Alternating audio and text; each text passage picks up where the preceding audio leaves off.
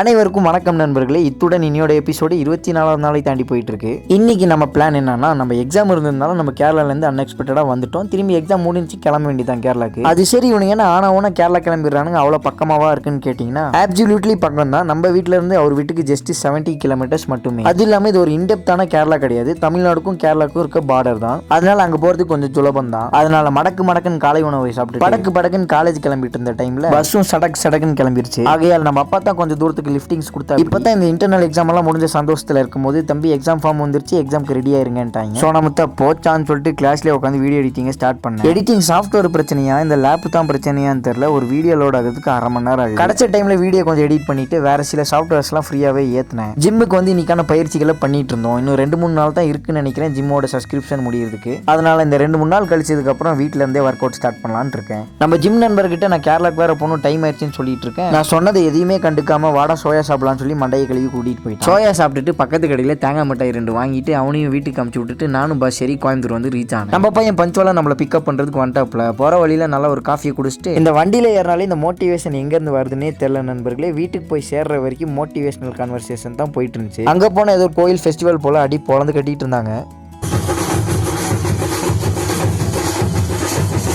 எல்லாத்தையும் சத்த நேரம் பார்த்துட்டு வீட்டுக்கு வந்து கொஞ்சம் நேரம் வீடியோ எடிட்டிங்லாம் கம்ப்ளீட் பண்ணிட்டு சாப்பிட்டு இந்த நாளை முடிச்சுக்கிட்டேன். மீண்டும் நாளை சந்திப்போம்.